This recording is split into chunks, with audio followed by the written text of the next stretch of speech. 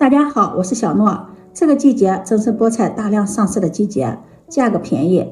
今天就用菠菜给大家分享一个好吃的做法——菠菜馍馍的做法。这也是奶奶吃了一辈子的做法，咸香柔软，层次多层，比披萨还要好吃。下面跟着视频一起看看我是怎么做的吧。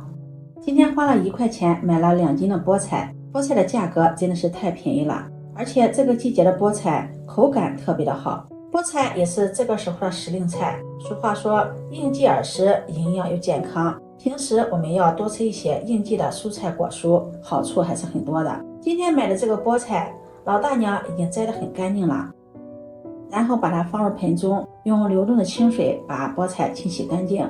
这个时候的菠菜根也是粉色的，菠菜根的营养也很高，我们不要把它丢掉了，把菠菜根给它着重清洗一下，洗去上面的泥土残留。清洗干净后控水捞出，再换水多清洗2遍。洗净后控水捞出，放在漏篮里沥水备用。接下来锅中烧上一锅清水，把菠菜焯烫一下，往里面加入勺食用碱，加入食用碱焯水，这样菠菜才会变得更加翠绿。家里没有食用碱的也可以用小苏打。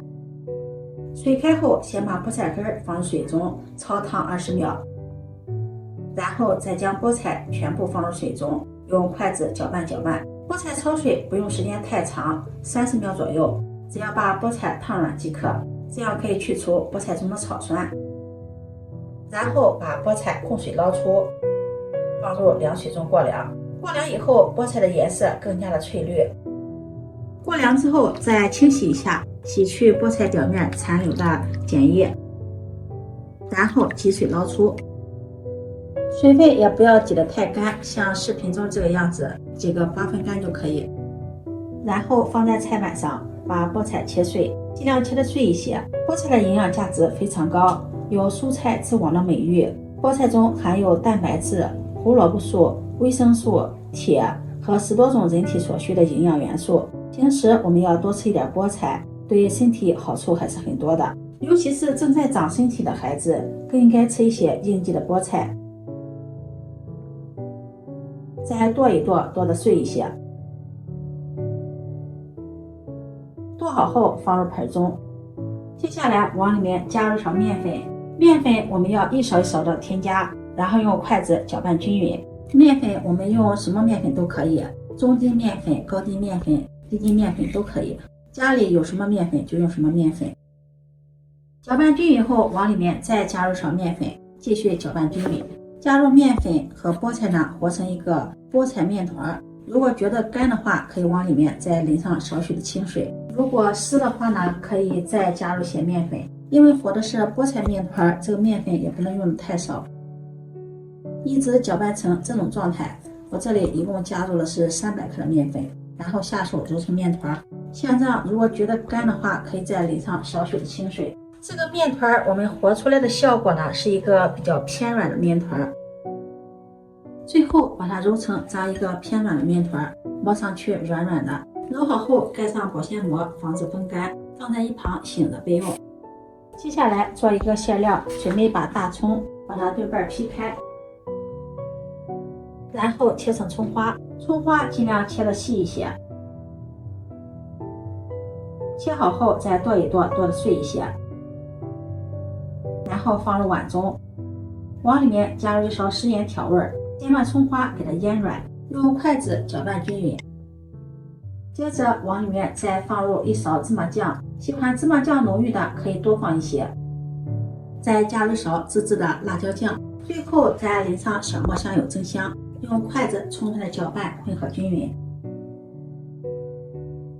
搅拌均匀，这样一道美味的馅料就做好了。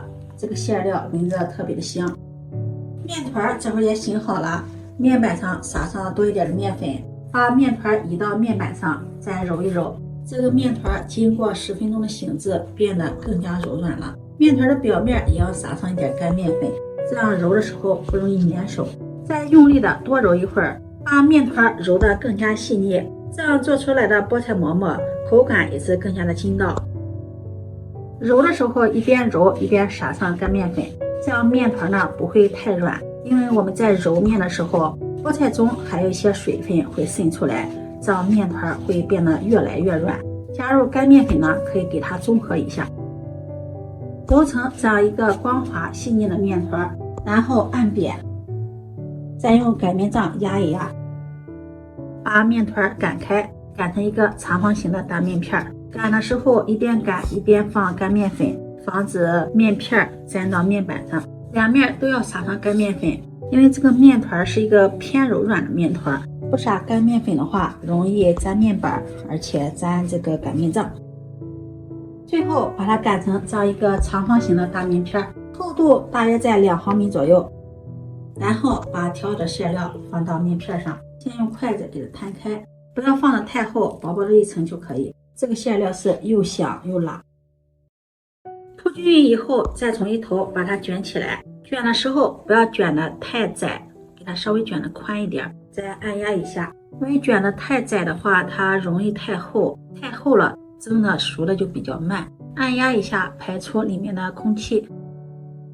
收尾处呢放在底部，然后整理一下，再给它按扁，按得宽一点，这样熟得更快，造型也好看。卷子不用卷得太厚，像视频中这个样子就可以了。卷得太厚就会蒸的时间长，菠菜的营养水分就容易流失，所以做这个卷子，面饼尽量卷得宽一点，薄一点，这样呢可以缩短蒸制的时间。再切成4厘米宽的小剂子。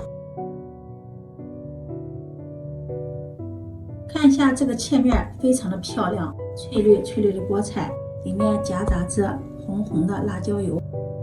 接下来蒸屉里铺上防粘的硅胶垫，把做好的生坯摆放到里面，中间留有缝隙。开水上锅，盖上盖子，大火蒸20分钟。开水上锅可以缩短蒸馍的时间，这样蒸出来的菠菜馍馍口感也是更加的柔软筋道。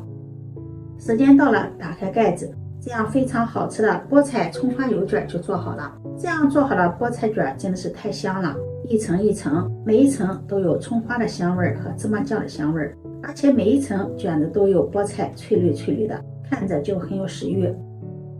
这样做的菠菜馍馍层次丰富，颜色亮丽，柔软又筋道，葱香味浓郁，而且口感又是特别的香辣，用来当做早餐，比油条要营养，要好吃，做法也是非常的简单。